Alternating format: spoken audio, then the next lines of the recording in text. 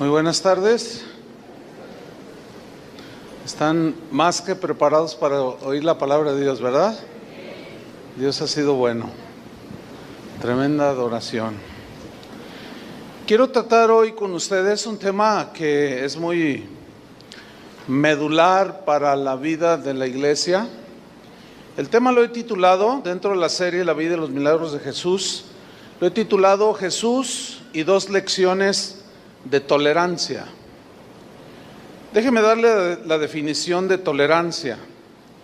La tolerancia es el respeto a las ideas de otros, es el respeto a las creencias o a las prácticas de los demás, cuando éstas son diferentes o contrarias a las propias, ¿sí? Lo contrario de la tolerancia es la intolerancia. La intolerancia ha sido un lastre que toda la humanidad ha acarreado a través de la historia del universal.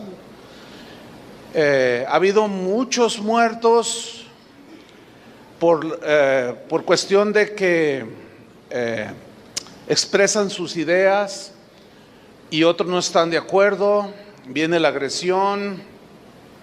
Y la historia de la humanidad registra muchísimos, miles de casos de intolerancia que han llevado al homicidio, han llevado a la calumnia, a la denostación. Es una vergüenza que el ser humano padecemos como seres humanos.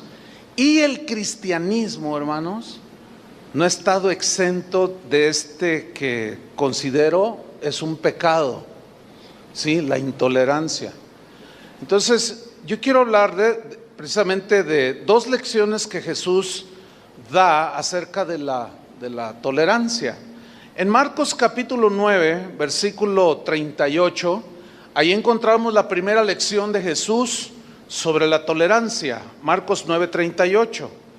Dice así: Jesús le respondió diciendo,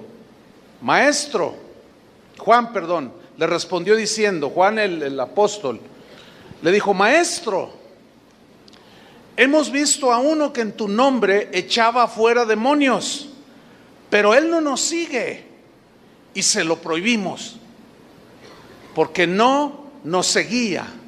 En la versión en lenguaje sencillo dice: pero nosotros le dijimos que no lo hiciera, porque él no es parte de nuestro grupo. Versículo 39. Pero Jesús le respondió: no se lo prohíbas. ¿Por qué se lo prohíbes?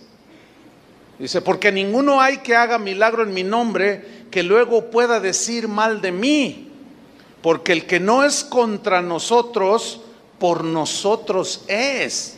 Aquí vemos cómo Juan, el apóstol, vio a uno que en el nombre de Jesús estaba liberando de los demonios a las personas. Las personas obviamente recibían el beneficio de esta liberación, pero él trató de impedírselos. ¿Cuál era la razón? Simple y sencillamente porque no pertenecía al grupo íntimo de Jesús. Esto equivale a lo que hoy se diría como: no, es que él no es de nuestra iglesia, es que él no es de nuestra denominación. Aquí notamos que Juan estaba más preocupado por la pertenencia a cierto grupo que por el beneficio que se le podía hacer a una persona a través del amor y del poder de Dios. Y Jesús establece un gran principio aquí en el versículo 40, porque dice: porque el que no es contra nosotros, por nosotros es. Si nosotros le preguntáramos a cualquier cristiano de cualquier confesión o denominación cristiana y le preguntamos: ¿estás a favor de Cristo o en contra? ¿Qué nos va a responder? A favor. Claro, ¿sí? Entonces aquí tenemos la primera lección de Jesús sobre la tolerancia. Es una lección que todos los cristianos, o al menos de esta congregación, porque es la que nos atañe a nosotros, necesitamos entender muy bien. Necesitamos asimilarla y aprender. Todo ser humano tiene el derecho dado por Dios de tener sus propias ideas. Es un regalo de Dios, la libertad de expresarnos, ¿sí? Dios nos dio el derecho a pensar las cosas por sí mismos, para llegar a nuestras propias conclusiones. Incluso tenemos la libertad de creer lo que nosotros consideramos que es la verdad, ¿sí?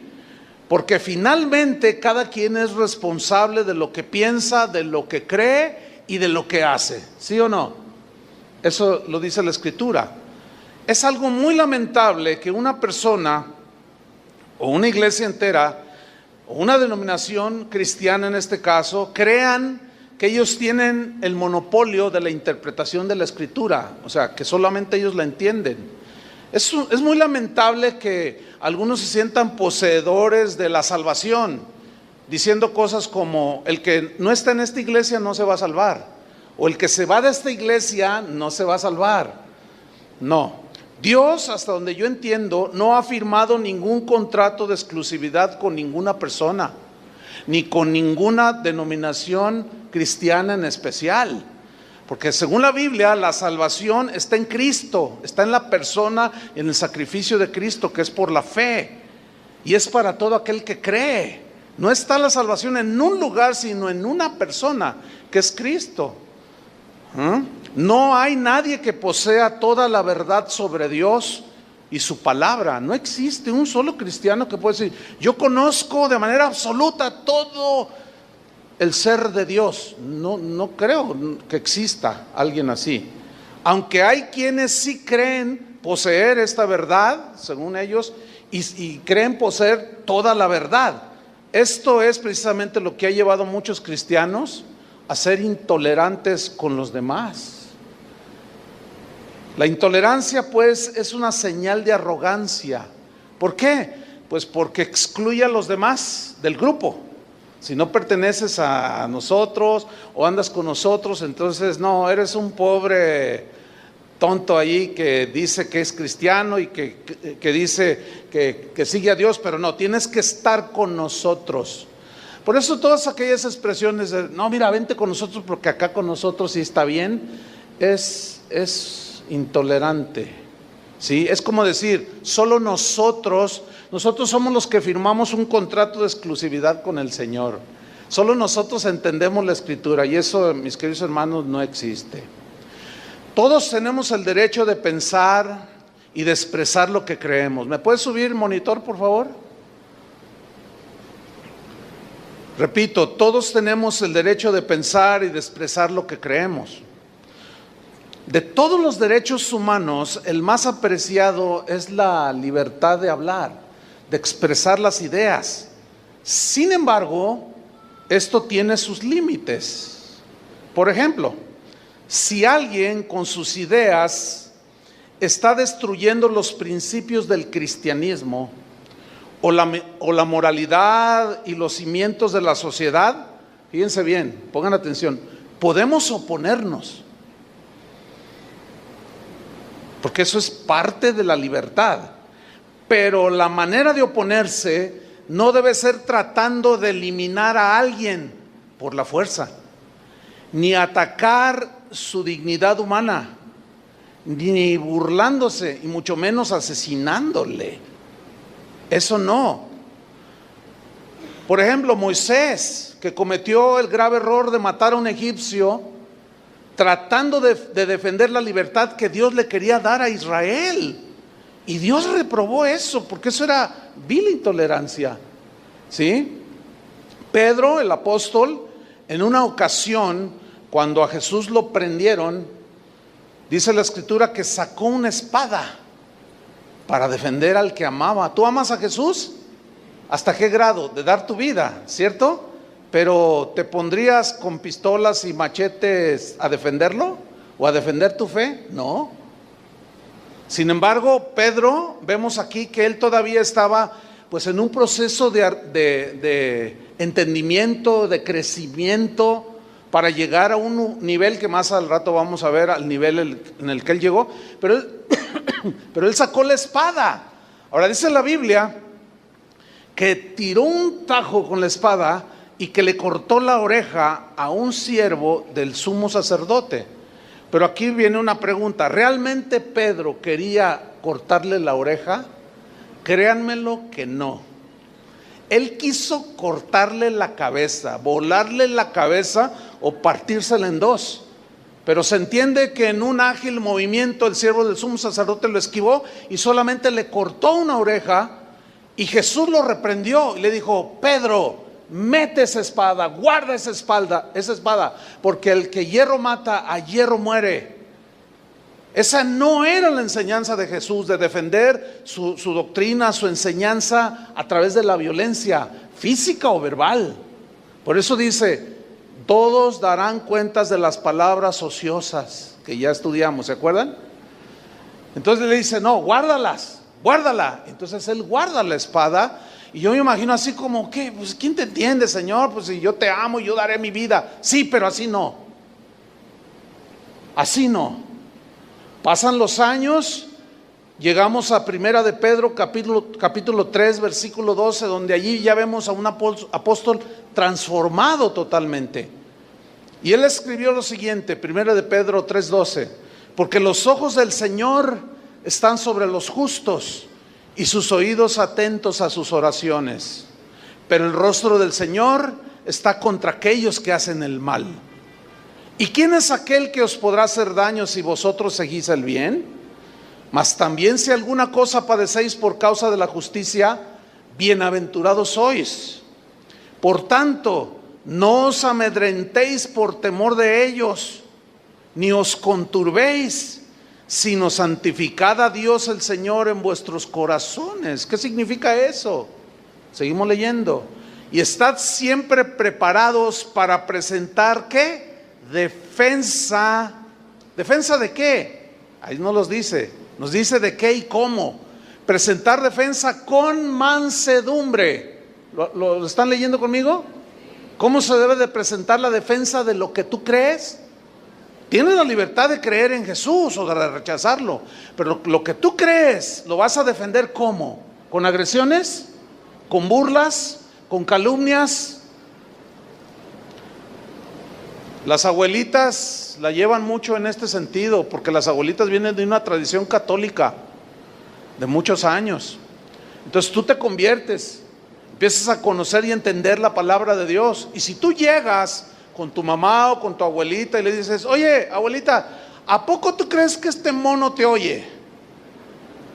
¿Cómo crees que va a recibir tu abuelita eso? Mal, no estás respetando. Y viene a mi mente el episodio cuando Pablo, llega a Grecia y dice que su espíritu se enardecía, tenía un celo por Dios, viendo la ciudad entregada a la idolatría.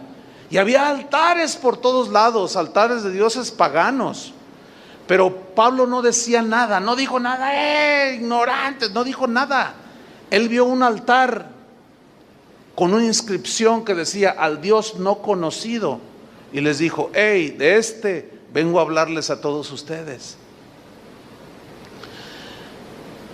Sigue diciendo: santificad a Dios el Señor en vuestros corazones y estad siempre preparados para presentar defensa con mansedumbre y reverencia. ¿Qué es reverencia?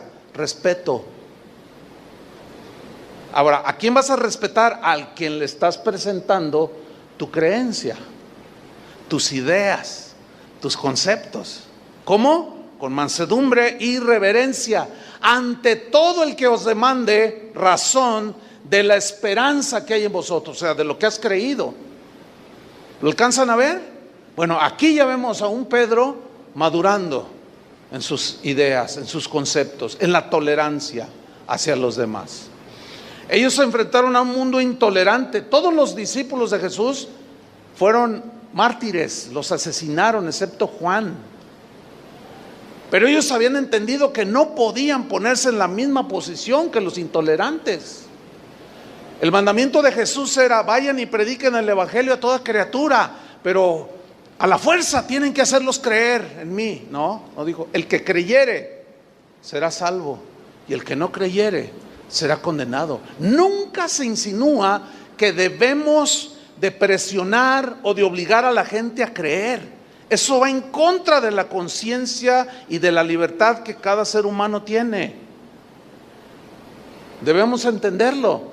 Y también los demás no pueden obligarnos a nosotros a pensar ni a creer como ellos creen. Es una libertad que nosotros tenemos también. Y debe haber respeto mutuo. El problema es que la naturaleza humana trae muy bien amalgamada la intolerancia. Todo mundo, hay un dicho que dice que cada cabeza es un mundo y cada quien defiende lo que cree y lo que piensa. Nosotros también lo vamos a hacer. Vamos a defender lo que creemos en Cristo, que Él murió por nosotros, etcétera, y lo que creemos en la palabra. Pero tiene que estar la tolerancia ahí, a un lado de nosotros. ¿Están comprendiendo? Vamos a ver una advertencia de Jesús al respecto. Vamos a Juan capítulo 16, versículo 1. Juan 16, 1.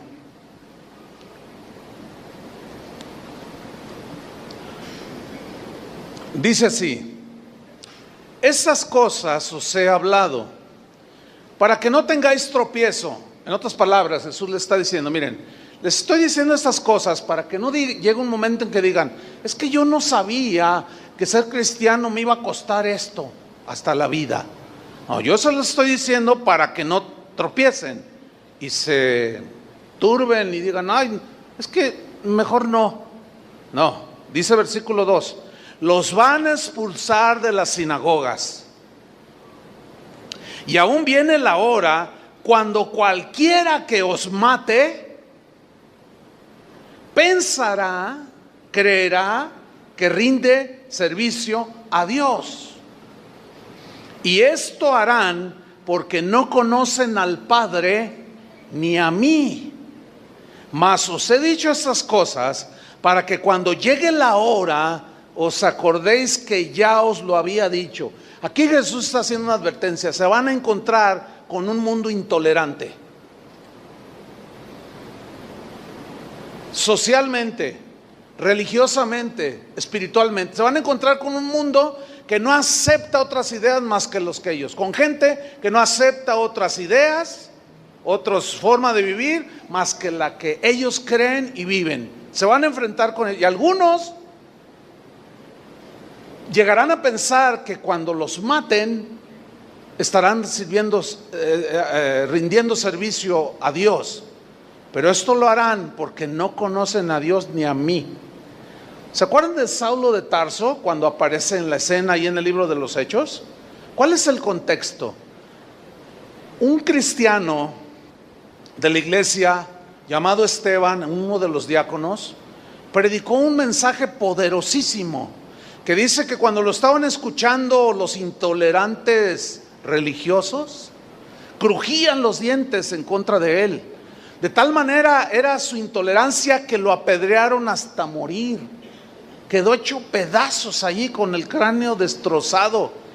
Y dice que junto al cuerpo de Esteban estaba un joven llamado Saulo que consentía en su muerte y respiraba amenazas contra los discípulos. ¿Quién era ese Saulo? Bueno, era un fariseo. Era un miembro, dicen muchos, del Sanedrín, de los principales religiosos que profesaban el judaísmo.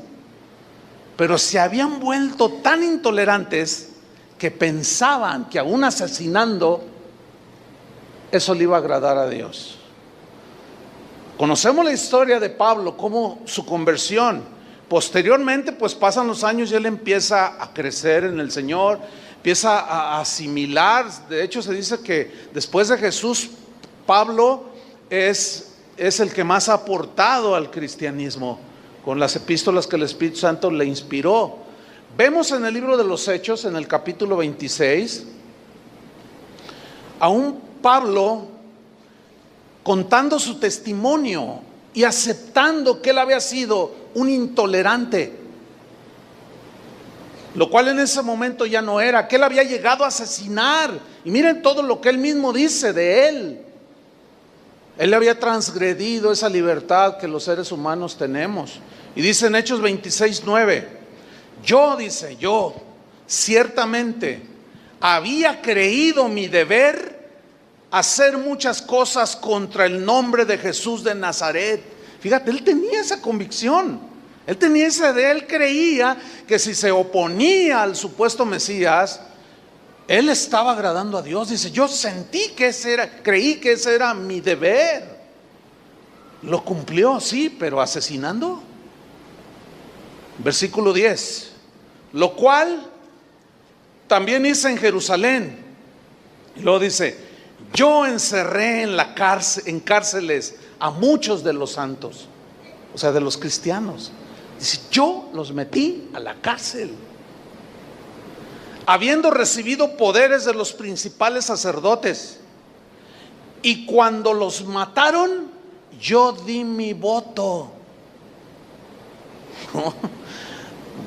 Creo que el personaje más intolerante en la Biblia no puede ser que el apóstol Pablo antes de convertirse. Pero una vez convertido, él empezó a entender.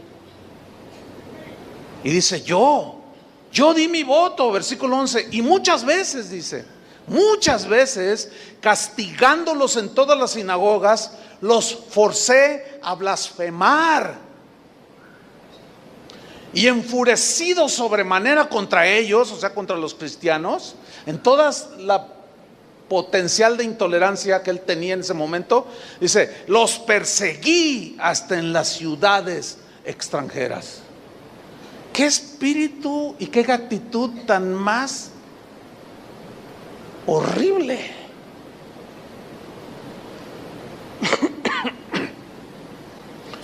De eso el mundo puede contar miles de historias.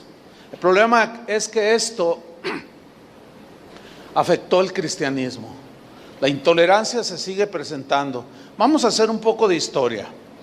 En la Edad Media, los jueces, los torturadores de la llamada Inquisición, Santa Inquisición, protagonizaron muchos episodios vergonzosos.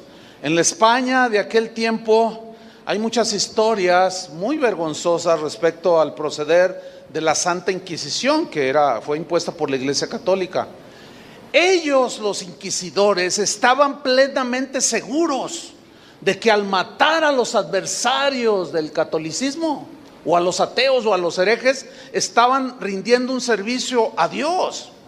Cuando ellos tomaban a los que en la época de la Reforma estaban dejando la Iglesia Católica y los agarraban, los apresaban, ellos al torturarlos pensaban, ellos creían que estaban haciendo un servicio a Dios. Ellos consideraban que su fe, los católicos de ese tiempo, les permitía quitarle la vida a los que no creyeran como ellos. Ellos pensaban de manera contundente que estaban tratando de salvarlos del infierno. ¿Cuántos crímenes, hermanos, se han cometido en nombre del cristianismo? Esto es muy vergonzoso. La pregunta es, ¿vamos a continuar escribiendo de parte nuestra historias de intolerancia? ¿Sí o no?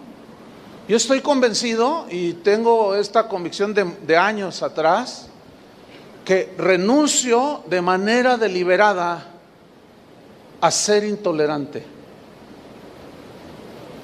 Ahora, es obvio que hemos aprendido al correr de los años. Esta congregación tiene 33 años. Pero la Biblia es un libro que muestra los errores, por ejemplo, de un rey David. Habla de que era un hombre conforme a su corazón, pero no esconde sus errores. Habla de su adulterio y habla de asesinato. No calla el asesinato de Moisés con aquel egipcio. ¿Entienden? ¿De qué nos habla esto? De la imperfección humana. Pero fíjense, la Biblia que Pablo escribió posteriormente, dijo que estas cosas se escribieron para nuestra enseñanza. La pregunta es, ¿aprenderemos la lección y seremos tolerantes con las ideas? Como algo les compartía yo de las leyes que ahora están avalando el matrimonio homosexual. Escúchenme bien, no que estemos de acuerdo con lo que ellos dicen, pero podemos expresar nuestras ideas en contra, siempre y cuando no sea en tono de burla, de agresión, ni física, ni cuando van en la calle y los ves de la mano y les digas un indirecto. No. ¿Me estoy explicando? ¿Por qué? Ellos demandan tolerancia de parte nuestra, porque somos intolerantes. Ahora, nosotros también queremos que nos respeten ellos, ¿no? ¿Sí o no? Ahora, si ellos no nos respetan y se burlan, retrógradan, es asunto de ellos. Pero nosotros no vamos a entrar al juego de la intolerancia. ¿Por qué? Porque esto va a provocar sin duda pleitos, calumnias, agresiones físicas que pueden llegar a quitar la vida a una persona. Y eso es lo que tenemos que evitar, hermano. No podemos involucrarnos en eso. Jesús dijo que esto sucedería porque no conocían a Dios ni a Él lo suficiente. La tragedia de la iglesia es que muchos se han afanado en propagar su idea del cristianismo creyendo tener el monopolio de la verdad y de la gracia de Dios, mientras haya quienes crean que solo ellos tienen la verdad absoluta y completa acerca de Dios y su palabra, seguirá reinando la intolerancia, hermanos. Esa posición de sentirse poseedores de la verdad y que solo lo que yo creo eso es estrictamente la verdad y no tengo la menor margen de equivocarme, esa actitud es la que ha provocado que el cristianismo haya sido vituperado a través de la historia. Esta posición fue la que dio lugar a las cruzadas o la llamada Guerra Santa. Las cruzadas fueron una serie de campañas militares impulsadas por la Iglesia Católica, por los papas, ¿sí? Eso es algo histórico, con el único objetivo de restablecer o de retomar el control cristiano sobre la Tierra Santa que los musulmanes llegaron y despojaron, ¿sí? Y echaron a los cristianos de la Tierra Santa.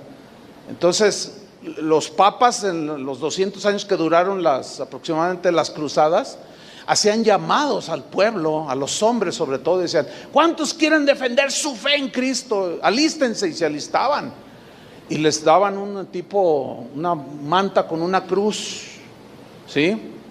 De allí el sobrenombre de los cruzados. A ellos les prometían que si daban su vida para defender la iglesia y retomar la ciudad santa de Jerusalén, ellos tendrían indulgencias plenarias, de seguro se salvaban según las creencias de ellos.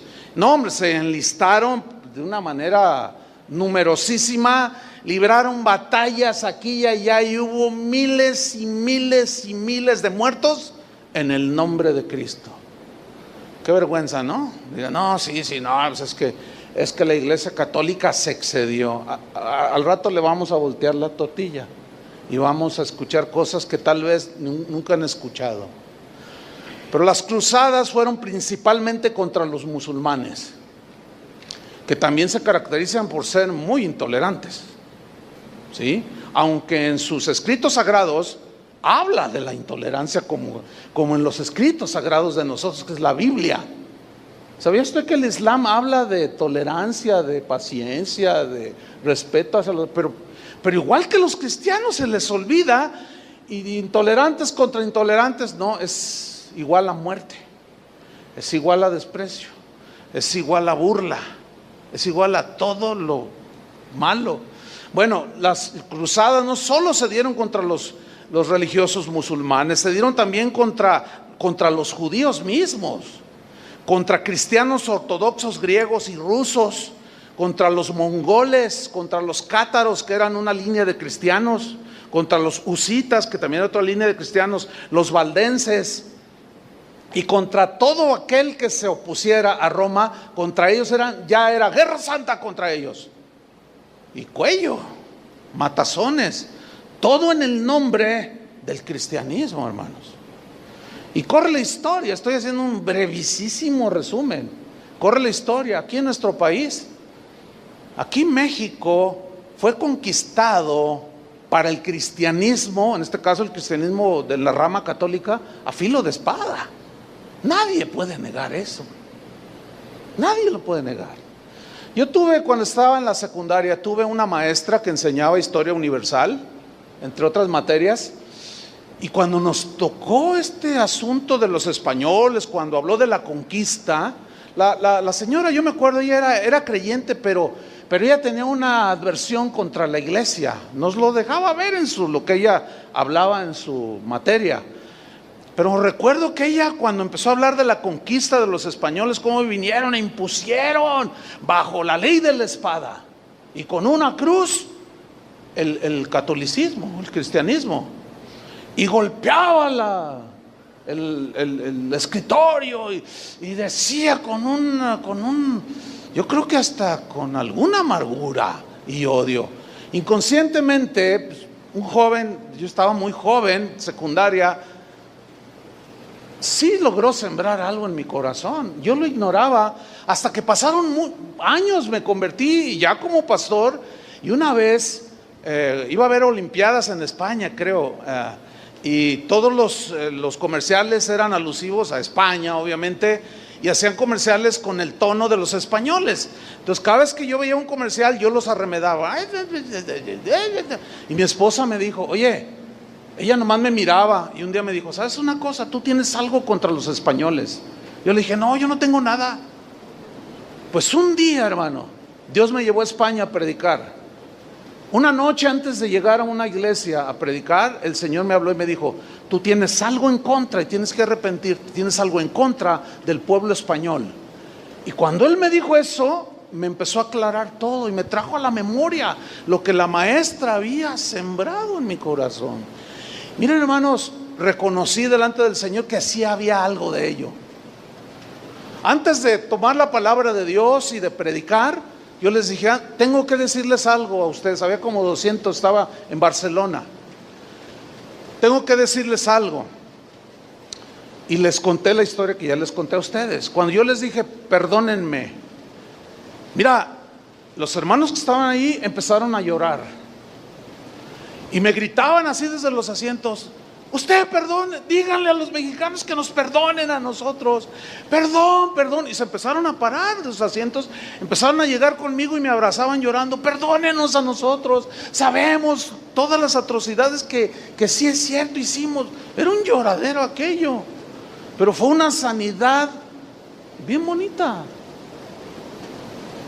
Estaba en una iglesia cristiana. El famoso humanista Voltaire escribió una obra famosa que se llama Cartas Filosóficas. Fue publicado en 1734, la Reforma ya se había consumado. En ese escrito él defendió la libertad religiosa, ideológica, pero tristemente acusó al cristianismo de ser la raíz de todo fanatismo. Qué lamentable. ¿Por qué? Porque él se dio cuenta no solo de las atrocidades de la Inquisición católica, sino las atrocidades que también la Inquisición protestante hizo. Y de eso quiero hablarles brevemente. Dejen que llueva, no se fijen, no va a pasar nada, no es el diluvio ni nada. Pongan atención acá. El mismo Voltaire dijo una frase que se volvió emblemática y dijo así, como diciéndolo a su adversario, odio lo que dices, pero ¿sabes? Daría la vida por defender tu derecho a decirlo. O sea, el tipo era un humanista y él tenía un concepto muy fuerte, humanísticamente hablando, de la libertad que tú tienes para hablar y expresar tus ideas. No tengo el derecho a callarlas, tengo el derecho a argumentar lo que yo creo, pero jamás bajo la bandera de la agresión. Estamos en el tiempo de la Reforma ahora, en esto que voy a decir. Había un hombre muy famoso, pero era un hombre notable en su tiempo, era un hombre muy sabio. Se llamaba, o le decían, era un mote, Erasmo de Rotterdam. Un hombre muy sabio, un hombre cristiano, humanista también, filósofo, filólogo, es decir, erudito en las raíces de las palabras, en su significado, y además era un teólogo consumado, pero tenía un espíritu muy quieto, muy manso. Bueno, Erasmo comenzó a escuchar las ideas que Martín Lutero, consumador de la Reforma Protestante, con la libertad que él decía que tenía, empezó a expresar sus ideas. Y el sabio Erasmo, al escucharlo, asentía y concordaba con algunas de las definiciones e ideas de Lutero. Entre esas ideas estaba la del gobierno de la iglesia, que debía de haber una reforma, que se habían desviado del verdadero sentido evangélico, ¿sí? Entonces Erasmo decía, tiene razón este hombre, ¿sí? Lutero, al darse cuenta de que Erasmo, el sabio Erasmo, consentía con su enseñanza, pues empezó a presionarlo para que él fuera como el representante de los reformadores, como el que fuera la parte intelectual y sabia de la defensa de la reforma. Pero Erasmo se negó, no quiso, y Lutero se enojó. Y el Papa de ese tiempo mandó llamar también a Erasmo y le dijo, mira, tú necesitas escribir con esa brillantez que tienes en contra de los herejes reformadores y ponerte de nuestro lado. Y el sabio Erasmo dijo, tampoco con ustedes. Bueno, esta negativa de trabajar con ninguno de los, de no trabajar con ninguno de los dos bandos, fue interpretada tanto por los católicos como por los protestantes como cobardía. Le decían, eres un blandengue, cobarde y desleal. Lo empezaron a agredir en su integridad, con una intolerancia, pero de ambas partes, no solo de una, de ambas, tanto de católicos como no católicos ya en ese tiempo. Y un papa lo acusó y le dijo una frase que se hizo famosa en ese tiempo, que dice así, le dijo a Erasmo, usted, Erasmo, usted puso el huevo y Lutero lo empolló. Y el hombre sabio le respondió, sí, pero yo esperaba un pollo de otra clase. Una de las tragedias de la religión ha sido que muchos creen que están sirviendo a Dios. Y no se duda ese celo que se tiene. Otros argumentan que están defendiendo la sana doctrina, y hay que defenderla. Pero muchos el día de hoy lo están haciendo de manera intolerante, tachando a todo mundo de hereje, simple y sencillamente porque no creen como ellos creen, porque no creemos como ellos creen. Y para ellos nosotros somos herejes, estoy hablando así en ese sentido. Y nosotros los tachamos de herejes porque no creen como nosotros creemos. ¿Ustedes creen que eso es el Espíritu de Cristo? Créanme lo que no, hermanos. Créanme lo que no. En el desarrollo de la enseñanza se van a dar cuenta cuál es el verdadero Espíritu de Cristo. Persiguiendo a los que nosotros consideramos herejes. Ahora, hay herejías. Y de esas hay que ventilarlas como tal. Pero hermanos, hay diferencias entre los cristianos. Hay cristianos que no usan corbata porque dicen que es la vestimenta del hombre mundano. De verdad. Entonces, si usted va a una iglesia y usted va con corbata, mundano, te dice. Y hay cristianos que creen que si el pastor no se pone corbata, está pecando. O sea, la corbata es ridículo. ¿Cómo hemos caído precisamente en lo que el Señor dice que no debemos hacerlo? Fíjese usted que en la época de la Reforma Protestante también se dieron crímenes en el nombre del cristianismo. En 1525 Martín Lutero escribió una obra titulada Exhortación a la Paz. En ella, Martín Lutero exponía sus argumentos en contra de la conducta altanera y despreciativa que estaban teniendo los ricos de ese tiempo, que ya habían abrazado la reforma. Se consideraban reformados, se consideraban cristianos, se consideraban gente salvada por fe, lavados por la sangre de Cristo. Bueno, este escrito que escribió Lutero los reprendía, les llamaba la atención, los estaba tratando de corregir a todos los gobernantes, porque ya había agarrado la reforma y había llegado a niveles de reyes que se habían hecho protestantes. Y él les dice, los exhorta pues a que haya paz y que dejen esa actitud altanera.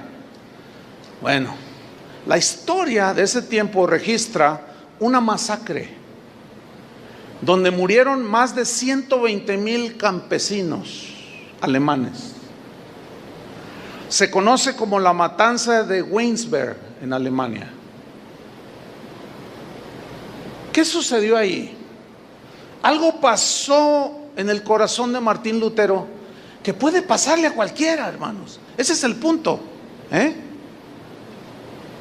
Porque así como decimos de la intolerancia católica, también tenemos que subrayar la intolerancia de la otra parte, que fueron algunos de los reformadores, entre ellos Lutero.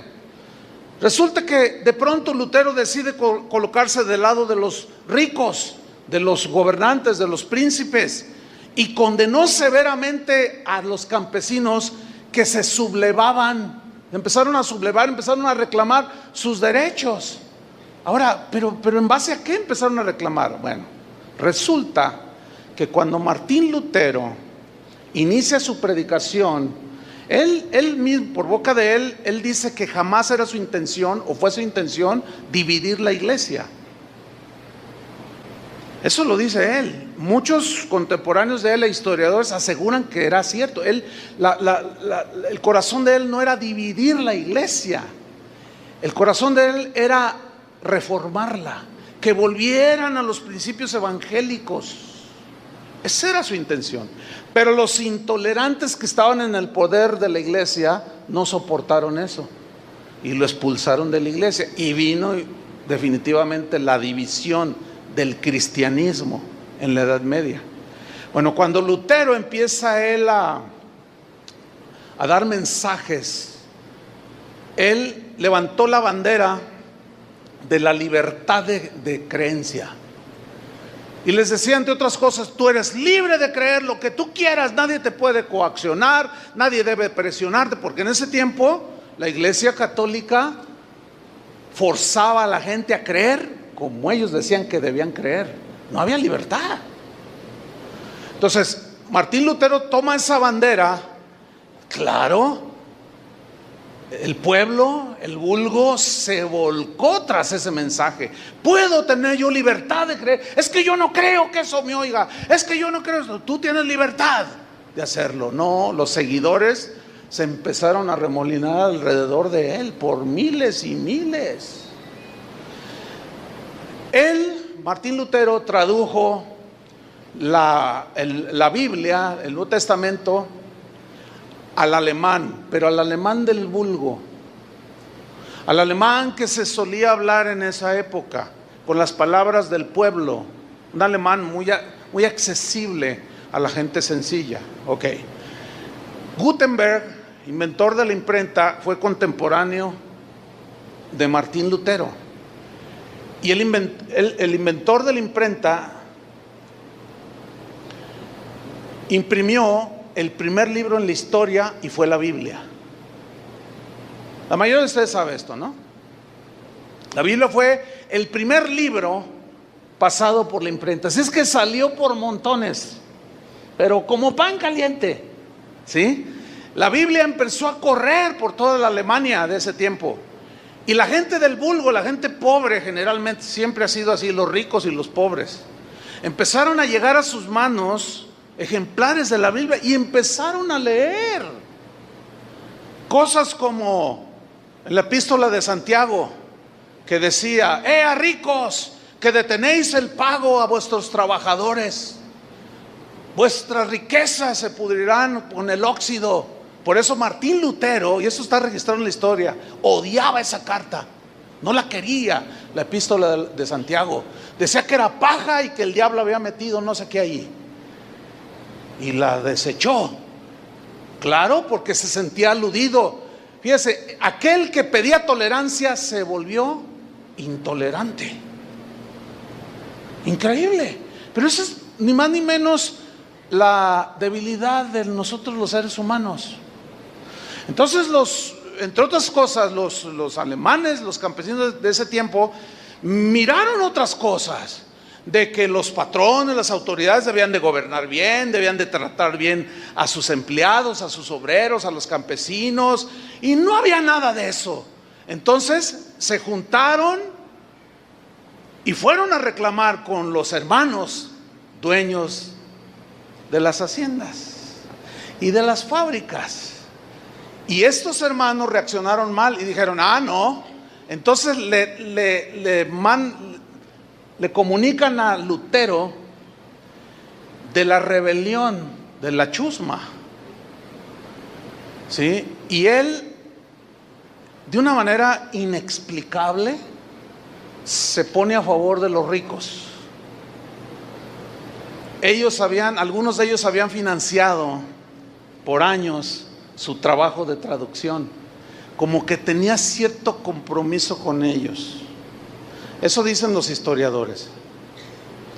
Por eso es que se puso de parte de ellos, y estos se vieron en la libertad, entre comillas, de decir: ustedes no pueden reclamarnos nada a nosotros. Y de ahí se derivó la tragedia de esa batalla esa matanza de Winsberg en Alemania. Más de 120,000 campesinos lavados con la misma sangre de Cristo, esa era su fe. Solo por reclamar, los asesinaron. Y Lutero inmiscuido en eso, escribió una carta que tituló Contra las hordas de campesinos, contra aquellos que empezaron a exigir sus derechos cuando los vieron plasmados en las Escrituras. Y de manera inexplicable, Martín Lutero en esa carta escribió lo siguiente, un extracto de lo que escribió: contra las hordas de esos asesinos y ladrones mojo mi pluma en sangre. Sus integrantes deben ser aniquilados, estrangulados, apuñalados en secreto o públicamente por quien quiera que pueda hacerlo, así como se matan a los perros rabiosos. Firmado Martín Lutero. Ese es el lado negro, parte del lado negro oscuro de la Reforma. Pretender presentar a los reformadores mejores que un Pablo, mejores que un Moisés, mejores que un David, sería endiosarlos, que es justamente lo que muchos que se dicen reformadores han hecho: endiosar y presentar como hombres impecables, lo cual no es verdad. La historia no puede mentir. Ahí quedó registrado en la historia. Ni qué decir del odio que Martín Lutero tenía contra los judíos, el pueblo de Dios. En su obra escrita en 1543, al final de su vida, un ensayo que tituló Los judíos y sus mentiras, dice textualmente así: había yo decidido no escribir nunca más ni de los judíos ni contra los judíos, pero esta gente malvada y miserable no cesa de tratar de destruirnos a nosotros los cristianos. He permitido que este pequeño libro salga adelante para todos aquellos que han resistido a tan venenosa cometida de los judíos contra nosotros los cristianos, y así advertirles para que permanezcan en guardia contra ellos. Sigue diciendo Martín Lutero: yo no podría creer que un cristiano se permitiera a sí mismo ser engañado por esos judíos y tomar parte de su destierro y miseria. Pero el diablo es el dios de este mundo, y donde no está la palabra de Dios, él se mete fácilmente. No solo entre los débiles, sino también entre los fuertes, o sea, ellos, ¿no? En su intolerancia siguió escribiendo: deben realizarse contra los judíos acciones como quemar sus sinagogas, destruir sus libros de oración, prohibir predicar a los rabinos, deben aplastar y destruir sus casas, incautarse sus propiedades, confiscar su dinero y obligar a esos gusanos venenosos a realizar trabajos forzados o a expulsarlos para siempre. Escuche bien, muchos historiadores aseguran que Adolfo Hitler se inspiró en su odio mortal contra el pueblo judío en los escritos de Lutero. El Hitler de la Alemania, que así como Saulo respiraba amenazas y enfurecido y perseguía de ciudad en ciudad a los cristianos, así el Hitler se volvió un total intolerante. Pero la raíz allí quedó, hermanos. Increíble, ¿no? Pero ahí está. Hay muchos personajes de la Reforma. Hay uno al cual le apodaron el dictador de Ginebra, avecindado en Ginebra, originario de Francia, que así como Pablo, yo encerré en cárceles a muchos de los santos, habiendo recibido poderes de los principales sacerdotes, y cuando los mataron, yo di mi voto. A ese llamado dictador de Ginebra, en su intolerancia, cuando ya tenía el poder religioso y civil, hizo una serie de prohibiciones a todos los habitantes de Ginebra, como prohibido ir al teatro, prohibido escuchar la música que él no aprobaba, prohibido ir a un día de campo si él no lo aprobaba, prohibía todo. Cuando él se quejó y se quejaba de la intolerancia del catolicismo, se volvió el más le decían el dictador de Ginebra. Este hombre, así cual Pablo, que dio su voto en la muerte de muchos cristianos, este llamado dictador de Ginebra consintió en la muerte de un hombre llamado Miguel Servet, que fue quemado en la hoguera, simple y sencillamente y únicamente porque el tal Miguel Servet disentía en algunos conceptos doctrinales con el dictador de Ginebra, y dio su voto para que fuera llevado a la hoguera. Y todavía más, permitió que fuera quemado en leña verde. Esa frase de no, y en leña verde viene de esa época, porque la leña verde, al ser encendida, no se consume tan rápido, es más lenta. Entonces el tormento, el suplicio era peor. Escuchen bien lo que voy a decir. Bueno, voy a repetir lo que dicen los historiadores. Hay documentos que prueban que la Inquisición protestante fue peor que la Inquisición católica, porque los registros de la Inquisición católica, ahí están, muestran que cuando la gente pedía clemencia, las acusaciones eran falsas, otras verdaderas, pero no era como para llegar a matar a alguien por disentir en las ideas o en las creencias. Pero cuando pedían clemencia a sus verdugos, registra la historia que los perdonaban. Pero cuando se dio del lado protestante, como a Miguel Servet, que pidió clemencia, gritaba: tengan piedad de mí, le atizaron al fuego, eres culpable. Y hizo un par de escritos este dictador de Ginebra, que lo había agarrado primero la Inquisición católica y se les escapó. Dijo: no, este tiene que morir, y de mi parte no descansaré hasta no llevarlo a la muerte. Y cuando finalmente lo apresan y le dan la sentencia en la hoguera, él dio su voto, así como Pablo, simple y sencillamente porque disentía de algunos puntos doctrinales de las Escrituras. Dentro de esta tragedia destaca la defensa de este ejecutado Miguel Servet por ideas religiosas. Hayan sido herejías o lo que haya sido, nunca justifica, hermanos, asesinar a una persona. ¿Están de acuerdo con eso? Nunca.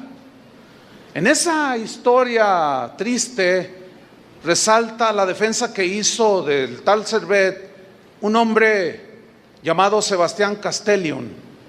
Este hombre dijo: matar a un hombre no es defender una doctrina, es matar a un hombre. Cuando los ginebrinos ejecutaron a Servet, no defendieron una doctrina, mataron un hombre. Al que mata un hombre se le denomina asesino. Ay, hermano, que ya te volviste en contra de la reforma. No confundan, por favor. Porque si hablamos de los pecados de David, tenemos que hablar también de nuestros errores, ¿o no? Creo que sería honesto hacerlo también, ¿no? Yo di una serie sobre la historia de la iglesia, pero era un esbozo, hermanos. 12, 15 enseñanzas sobre, hermanos, muchos tal vez ni siquiera se imaginan el volumen de información que hay sobre la reforma, en los episodios gloriosos de la reforma, pero también el lado oscuro de la reforma. Y por obvias razones yo plasmé en un par de capítulos los horrores del papado, ¿sí? Y mencioné brevemente las aportaciones de algunos de los reformadores, no de todos, sino de algunos cuantos, por el bien de la reforma de la iglesia. Me faltó tiempo, pero no lo traté de encubrir, jamás. Esta información no la sé de ayer. Esta información tiene siglos. El asunto es que ahora por el internet tiene más acceso. Tenemos más acceso a volúmenes escritos, libros completos. Entonces cuando alguien, el otro día me escribió un pastor, me dijo: mire lo que descubrí, y era algo de esto. Estaba así como impactado, ¿no? Yo no lo había visto. No, yo pensaba que los reformadores. Tú pensabas. Pero no ningunos héroes como se nos ha querido pintarlos, no. Este tal Sebastián Castellion, un hombre muy brillante también, cristiano, creyente, empezó a ser perseguido por el dictador de Ginebra, el que consintió en la muerte de Miguel Servet, y le hizo un escrito a este dictador. En una carta, se las voy a leer, es breve, dice: os pido por el amor de Cristo que respetéis mi libertad y renunciéis al fin a seguir acusándome falsamente. Dejad que profese mi fe sin coaccionarme, tal y como a ti se te permite ejercer la tuya, y como espontáneamente yo la reconozco. De todos aquellos cuya doctrina se aparta de la vuestra, no supongáis que están en un error, y no les acuséis acto seguido de herejía. Aunque yo, como otros muchos devotos cristianos, intérprete de la Escritura, de un modo distinto como lo hacéis vosotros, profeso con todas mis fuerzas mi fe en Cristo. Seguramente uno de nosotros está equivocado, pero precisamente por eso amémonos el uno al otro. Un día el maestro nos revelará la verdad y nos dará a entender quién es el que estaba equivocado. Lo único que sabemos con seguridad tú y yo, o al menos deberíamos saber, es el compromiso de amor mutuo. Practiquémoslo, y al hacerlo cerraremos así la boca de todos nuestros adversarios. ¿Consideráis que vuestra interpretación de las Escrituras es la correcta? Los demás piensan lo mismo de la suya. Que los más sabios se muestren, por tanto, como los más fraternales, y que no permitan que su saber les vuelva arrogantes, pues Dios lo sabe todo y doblega a los orgullosos y ensalza a los humildes. Bueno, aquí surge una pregunta obvia: ¿y cuál fue la respuesta del reformador de Ginebra? ¿Saben cuál fue la respuesta? Sebastián Castellion fue perseguido de manera tenaz, encarnizada, por este reformador, y finalmente lo desterró de Ginebra, Suiza. Lo mandó a volar simple y sencillamente porque no pensaban igual. La intolerancia brilló en todo su esplendor en aquellos años bajo el cielo de Ginebra. Vamos rápidamente a ver la segunda lección de Jesús sobre la tolerancia. Lucas capítulo 9, versículo 51. Lucas 9, 51. Vean esta historia y créanla porque somos cristianos y está en la Biblia. ¿Están listos? Lucas 9, 51. Cuando se cumplió el tiempo en que él había de ser recibido arriba, o sea Jesús, allá en el cielo después de su sacrificio, afirmó su rostro para ir a Jerusalén. Y envió mensajeros delante de él, los cuales fueron y entraron en una aldea de los samaritanos para hacerle preparativos, mas no le recibieron. ¿Se acuerdan de Jesús en su diálogo con la samaritana? Dame de beber. ¿Cómo tú, siendo judío, me pides a mí que soy mujer samaritana? Porque judíos y samaritanos no se tratan entre sí. Tenían pleito de tipo religioso. Nuestros padres adoraron en este monte y vosotros decís que es en Jerusalén, le argumentaba la señora esa, la del cántaro, la samaritana. No, le dice. Y Jesús le dice, no, mujer, créeme que la hora viene cuando ni en Jerusalén, ni en este monte, ni en Jerusalén adoraréis al Padre. Estaba echando por tierra toda centralidad de un lugar específico para adorar a Dios. Estaba rompiendo todas las barreras sociales, políticas y religiosas. No se trataba, no se llevaban los samaritanos y los judíos. Y los judíos decían, no, yo no puedo entrar en una aldea de samaritano. Por eso es cuando vieron a Jesús que hablaba con la mujer, se maravillaron. Pero ese maravillarse no es así como, ¡ay, qué tremendo! Le está compartiendo. No, el maravillarse ahí significa, ¿qué? ¿Ya viste cómo es posible? El maestro, sí, lo estás viendo. Mira con quién habla. Con una mujer, así dijeron. Y además es samaritana. Los apóstoles del amor, en todo su esplendor, sacando toda su intolerancia y su pleito religioso.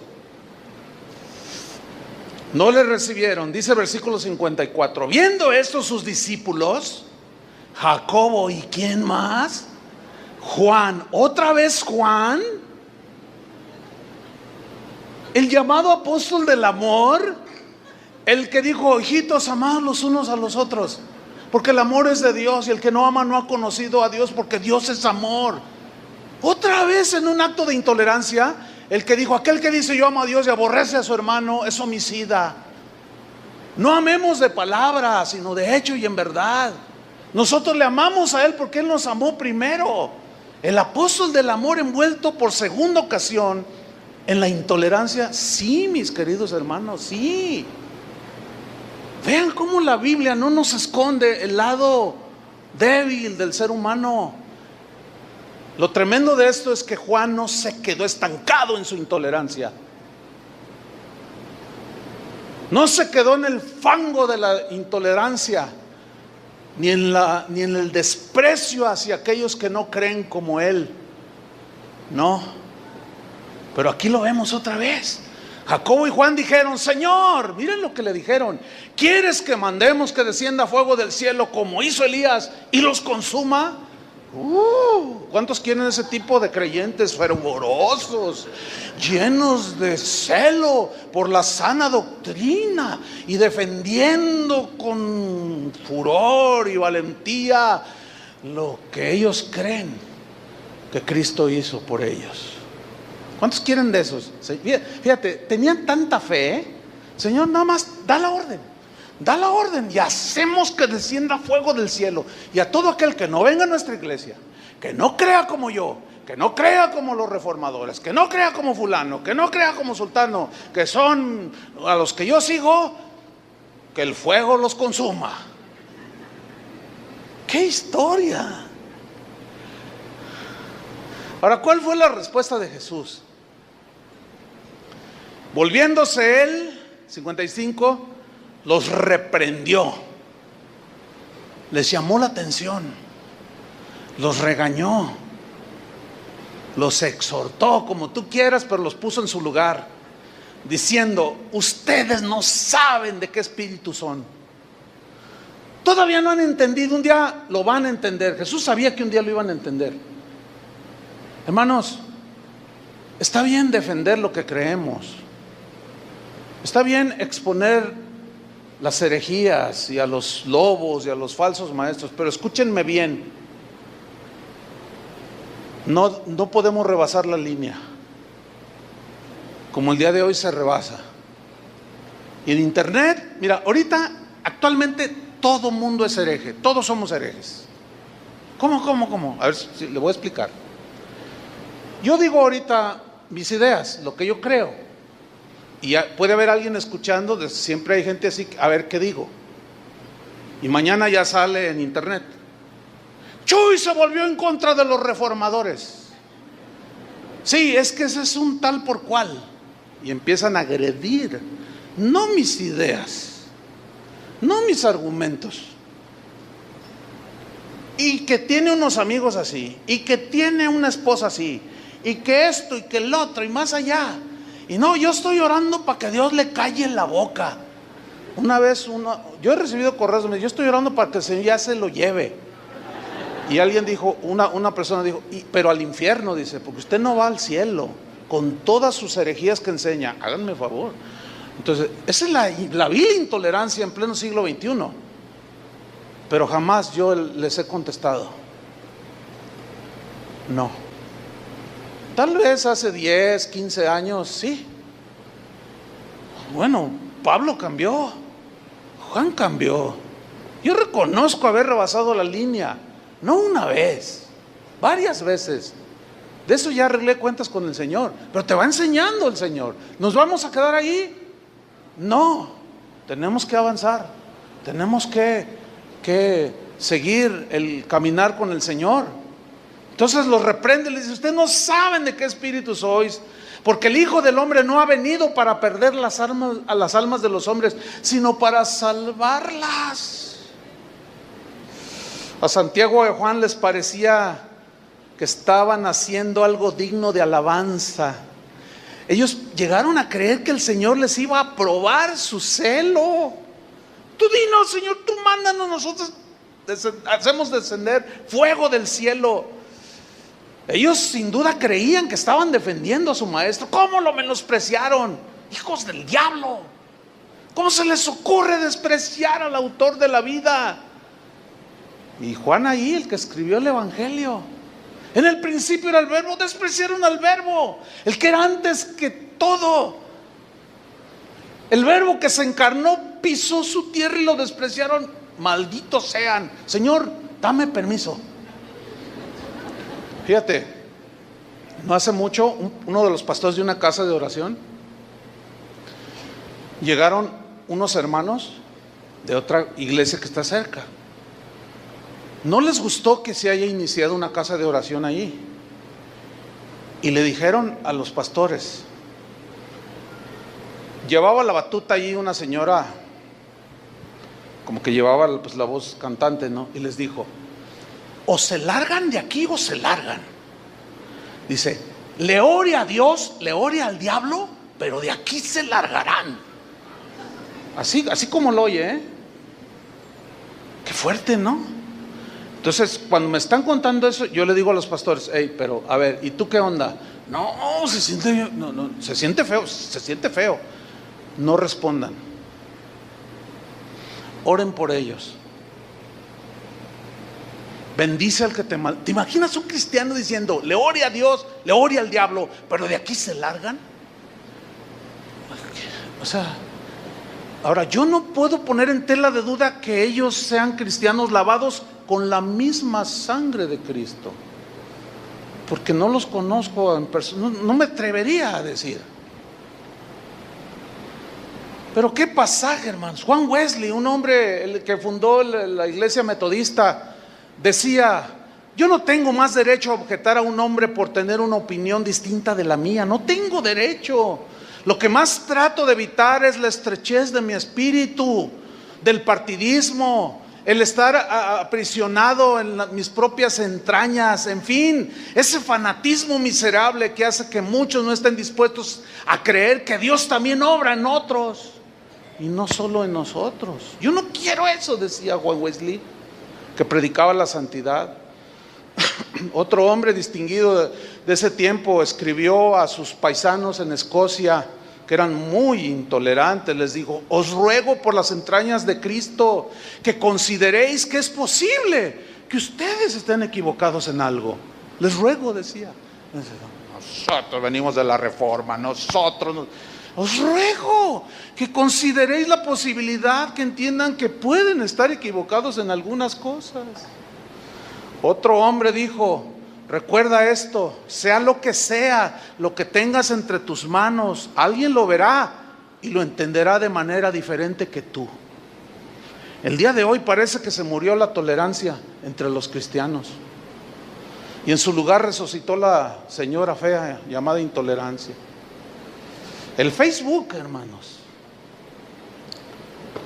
es el campo de batalla de todos los defensores de la sana doctrina, de los ortodoxos, de los que ellos sí entienden el evangelio, descalificando a todo mundo, simple y sencillamente porque no creen igual.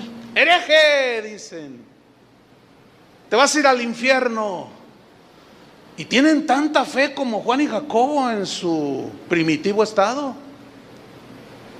Decir: yo cuando le oro a Dios, Él me responde mis oraciones. ¿Y cómo vas a orar? ¿Quieres que mande fuego del cielo y consuma a todos estos de la luz del mundo porque siguen a un hombre? Líbranos Dios, hermano, de hacer eso. Déjalos, que no conciliemos con la idolatría y su doctrina. Ese es otro asunto. Pero ellos tienen derecho, ¿o no?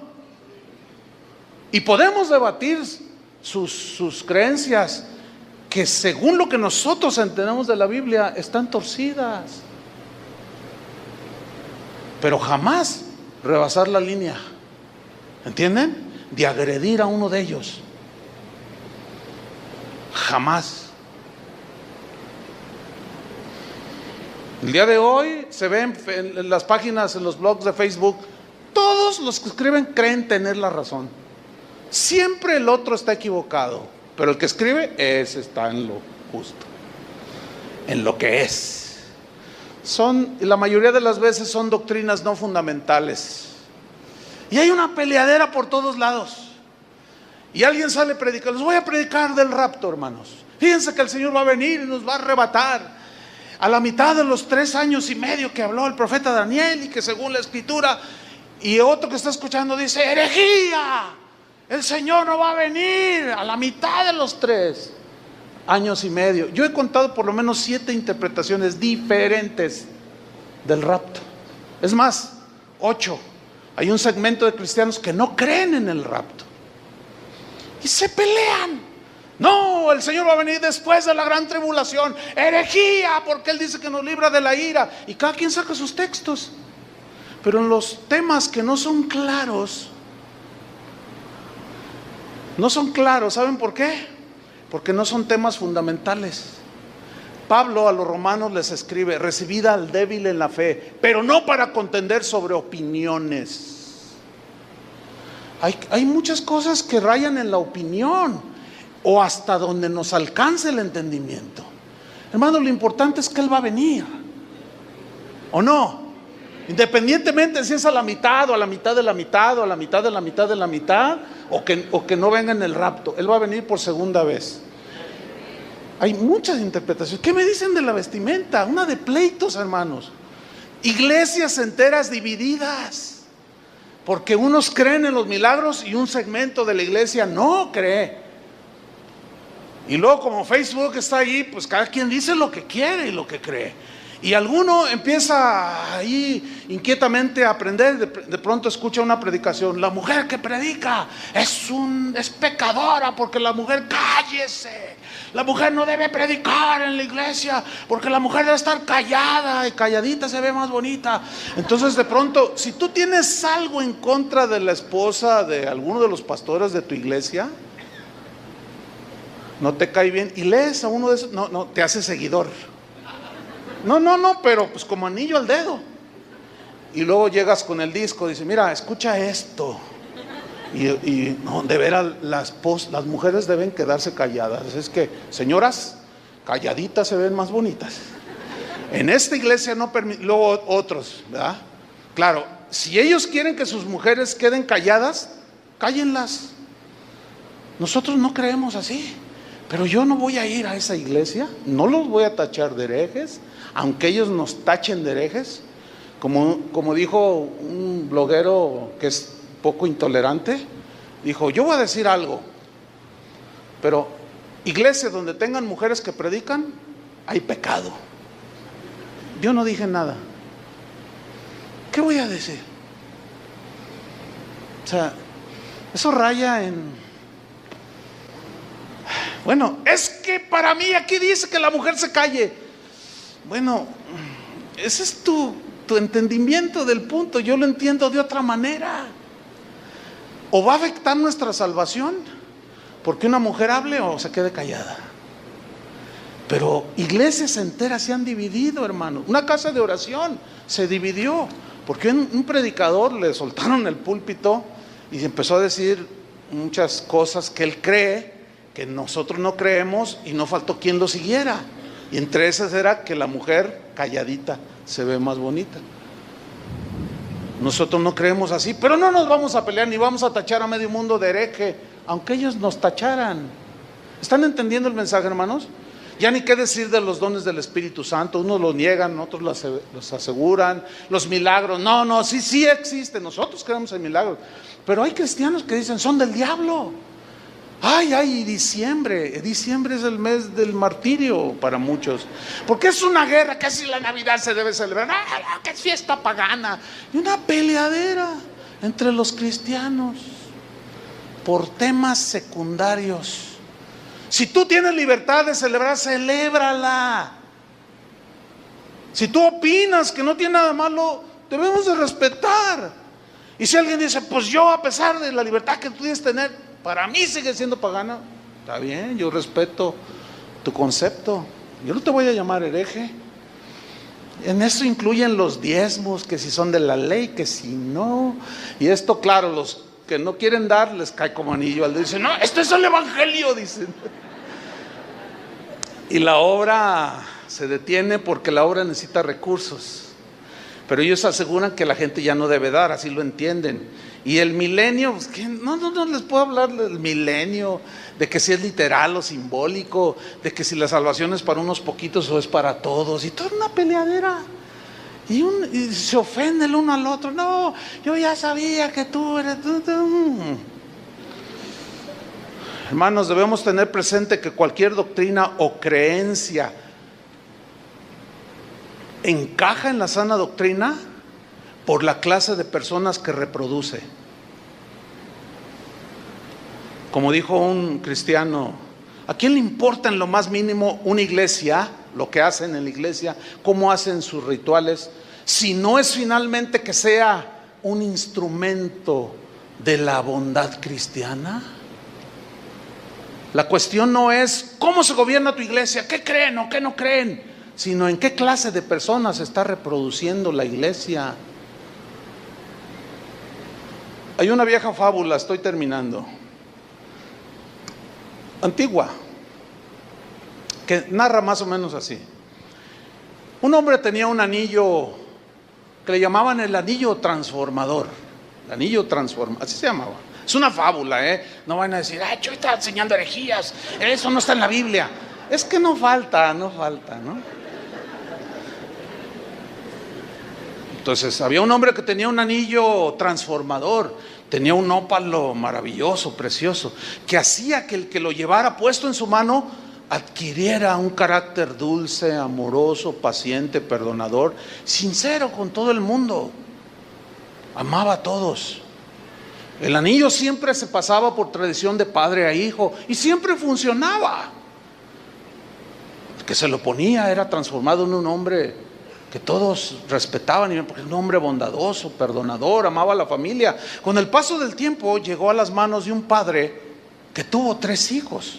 a los cuales amaba con un amor igual a los tres.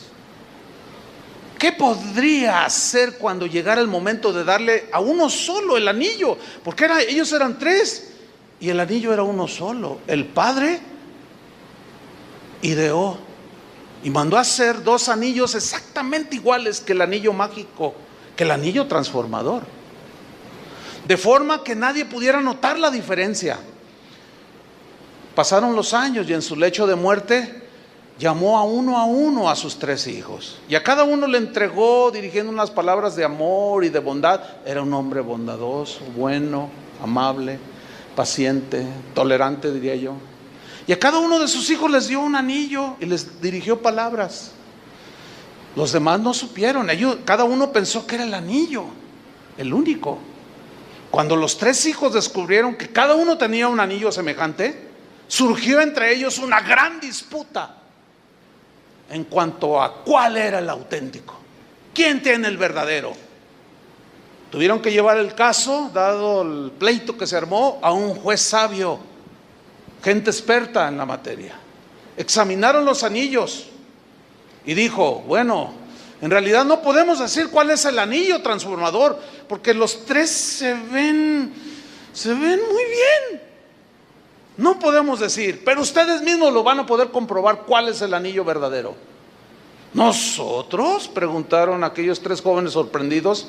Sí, les dijo el juez, porque si el anillo verdadero produce en ti un carácter dulce, amable, perdonador, cuidador de su familia, si ese anillo te produce eso, entonces toda la gente, yo como juez y todo el pueblo, vamos a reconocer que el que tú tienes es el verdadero. Así que váyanse, marchaos cada uno, tomen su camino, sean amables, sean sinceros, sean honestos, amen a su esposa, amen a sus hijos, amen a su prójimo, sean justos en vuestro trato con todos.